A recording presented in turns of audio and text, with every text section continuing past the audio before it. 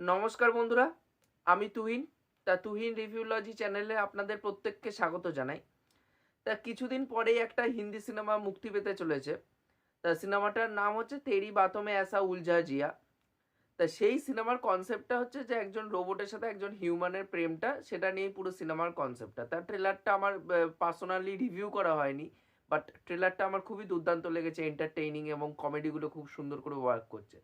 But প্রবলেমটা একটা জায়গায় শুরু হচ্ছে, যখন এই জিতের সিনেমা বুমেরাং, যেটার অ্যানাউন্সমেন্ট আগের বছরই হয়ে গেছিল, সেই বুমেরাং সিনেমাটার কিছু সাদৃশ্য নাকি যেসব মিডিয়া হাউস এসব কভার করছে, সেই মিডিয়া হাউস থেকে বলা হচ্ছে নাকি কিছু সাদৃশ্য নাকি মানে মিল আছে। যেরকম ওখানটায় হিউম্যান এবং রোবটের যে মিল মানে গল্পটা আমরা দেখতে চলেছি তেরি বাতোঁ মে ऐसा উলঝা জিয়াতে, সেই সাদৃশ্য নাকি খুঁজে পেয়েছে বুমেরাং সিনেমাতে। আমার কথা হচ্ছে একটাই, যে এই সিনেমার কি এখনো পর্যন্ত কোনো ট্রেলার এসছে, কোনো পোস্টার এসছে, বা জিৎস ফিল্ম ওয়ার্কস বা গ্রাসরুট এন্টারটেইনমেন্টের থেকে কি কোনো কনফার্মেশন জানানো হয়েছে যে হ্যাঁ এই সিনেমাটার গল্প এরকম হিউম্যানের সাথে একটা রোবটের প্রেম দেখানো হবে? এরকম কি কিছু জানানো হয়েছে? কিছু তো জানানো হয়নি। কি জানতে পেরেছি আমরা? জাস্ট কয়েকটা জিনিস জানতে পেরেছি, যে এখানটা একটা সায়েন্স ফিকশনের এলিমেন্ট রাখা হচ্ছে, আর একটা ফিউচারিস্টিক একটা সুপার বাইক আমরা এই সিনেমার মধ্যে দেখতে পারবো। দেখুন, এই যে এই নোংরামিগুলো, এগুলো জিতের সিনেমা যখনই রিলিজ করে তখনই কিন্তু এই নোংরামিগুলো শুরু শুরু হয়।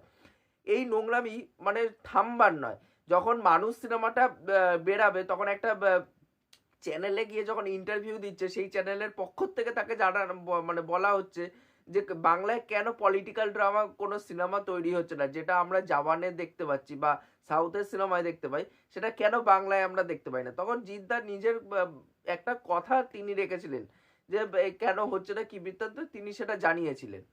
সেইটাকে নিয়ে এত জল ঘোলা করা হয়েছে। তার মধ্যে আমাদের এই একটা পাগল প্রডিউসার আছে কানা সরকার, সেই মালটা পুরোপুরিভাবে মানে কিভাবে যে নোংরামি করা হয়েছিল মানুষের টাইমে, সেটা বলার বাইরে। সেই জিনিসটা কিন্তু এখনো সেই মিডিয়া সংস্থাগুলো এখন বুমেরাং এর ক্ষেত্রে করছে। আর এইটা তখনই হয় যখনই জিতের কোনো সিনেমা বেরায়। ঠিক আছে, আমি মানলাম যে তেরি বাতোঁ মে ऐसा উলঝা জিয়ার সাথে বুমেরাং এর একটা মিল আছে। তাহলে তো মানে তেরি বাতোঁ মে ऐसा উলঝা জিয়া সিনেমাটার যদি গল্পটা দেখি, একটা বেসিক স্টোরিটা যদি আমি দেখি, তা বেসিক স্টোরিটার সাথে কোন সিনেমার সাদৃশ্য আমি খুঁজে পাবো? রোবট সিনেমাটা নিশ্চয়ই, শাঙ্কারের রোবট, যেখানটায় রজনীকান্ত মুখ্য ভূমিকায় ছিল। ওই সিনেমার একটা বেসিক থিম লাইনের সাথে কিন্তু এই তেরি বাতোঁ মে ऐसा উলঝা জিয়ার একটা বেসিক থিম লাইন কিন্তু সিমিলারিটিস আছে। এরপর ওটা অন্যভাবে ট্রিটমেন্ট করা হবে, এটা অন্যভাবে ট্রিটমেন্ট করা হবে, দুটো দুই দুই রকম ভাবে। এত গল্প এতভাবে বলা হয়ে গেছে, এখন গল্পের মধ্যে নতুনত্ব কিছু বলা থাকবে না। একটা জিনিসের সাথে আরেকটা জিনিসের সাদৃশ্য পাওয়া যাবে। স্যান্দাবের সাথে যেরকম অনেকে বলছিল যে মানুষের থেকে কপি করেছে স্যান্দাব, স্যান্দাব অ্যাকচুয়ালি কপি করা হয়নি। জিনিসটা হয়েছে যে গল্পটা হয়তো বেসিক একটা স্টোরি, কারণ ওটা নিতেই হবে, যে বাবা মেয়ের একটা ইমোশন। তারপর নিজের মতন করে স্যান্দাব নিজের গল্পটাকে আলাদাভাবে তৈরি করেছে, মানুষের গল্প আলাদা। এই যে এই জিনিসগুলো নিয়ে এত নোংরামি, এবং জিতের সিনেমা নিয়ে যখনই বেরায় তখনই এই নোংরামিগুলো কেন হয় আমার মাথায় আসে না। আর কিছু মানে এই সংস্থাগুলো আছে, মানে কিছু এই মানে এই মিডিয়া হাউস আছে, বা জিদ্দা কখনো যদি কখনো মানে ইন্টারভিউ দিতে যায়, তখনও জিদ্দারে নিয়ে এরকম মানে বাজেভাবে নোংরামি করা হয়। এটা কেন করা হয় জানি না। আর এই পাগল একটা প্রডিউসার আছে, এই প্রডিউসারটা খেয়ে দে কোনো কাজ নাই, নিজের সিনেমা তো বলেও আনতে পারে না, আর এদিকে অন্যের পিছনে কাঠি করতে সে একদম ব্যস্ত। আর সত্যি কথা বলতে গেলে এই নেগেটিভ পাবলিসিটি হচ্ছে, আমি একদিক দিয়ে পজিটিভ হিসাবেই দেখছি। তার একটাই কারণ, বুমেরাং সিনেমার কোনো না কোথাও গিয়ে প্রমোশন হচ্ছে।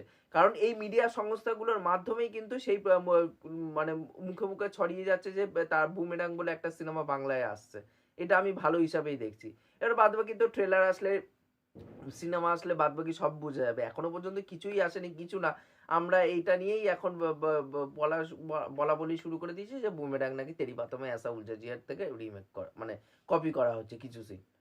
এইটা কেন বলা হচ্ছে জানি না। আর সত্যি কথা বলতে গেলে এই যে কথাগুলো না, মানে আজকে আমি বলছি বা কালকে রাম বলছে, পরশু শ্যাম বলছে, এরকম বললে জিনিসটা চেঞ্জ হবে না।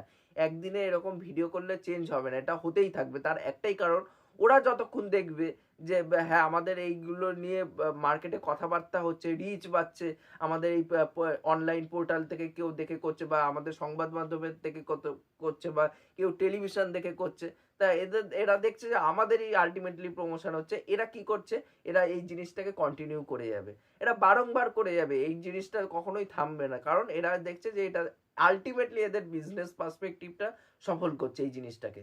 তাই এই জিনিসের জন্য কিন্তু এটা তারা করছে। আর তার থেকেও বড় কথা, আমাদের ওয়েস্ট বেঙ্গল যে বাংলায় মিডিয়া আছে, তারা মানে একদমই বিনোদন জিনিসটাকে বোঝেই না, একদমই বোঝে না। এই বিনোদন জিনিসটাকে নিয়ে এরা ছেলে খেলা করে রেখে দেয়, আর কিছুই না। এরা বিনোদন বোঝেই না। বিনোদনের মাধ্যম মানে বিনোদনের মানেই জানে এরা কি, যে কি করে কন্ট্রোভার্সি করবে, একটা জিনিসকে নিয়ে কন্ট্রোভার্সি কি করে করবো, এরা শুধু এটাই জানে, আর কিচ্ছু জানে না। এই জিনিসটা আমার সত্যি ভালো লাগে না। তবুও আমি একটা জিনিস কি, এই জিনিসটার পজিটিভ সাইন হিসাবেই নেব। কারণ যেই মানুষ ধরুন বুমেরাংয়ের ব্যাপারে জানতো না, কারণ জিদ্দা নিজের সিনেমার মানে খুবই স্বল্প পরিমাণে সে প্রমোশন করে, এবার যেহেতু যেই মানুষটা জানে না জিদ্দার এই সিনেমাটা আসছে, সেই মানুষটা এইসবের মাধ্যমে জেনে যাবে যে হ্যাঁ জিতেরও একটা বুমেরাং বলে সিনেমা আসছে। তাই এটা আমি পজিটিভ হিসাবেই দেখছি। আপনাদের এই বিষয়ে কি বক্তব্য আছে অবশ্যই সেটা নিচে কমেন্ট করে জানান। আর এই ভিডিওটি ভালো লাগলে অবশ্যই লাইক করবেন, শেয়ার করবেন, সাবস্ক্রাইব করবেন এবং বেল আইকনটা টিপে অল করে দেবেন, তাহলে সব নোটিফিকেশন আপনারা পেয়ে যাবেন। এখনকার মতন টাটা, বাই বাই।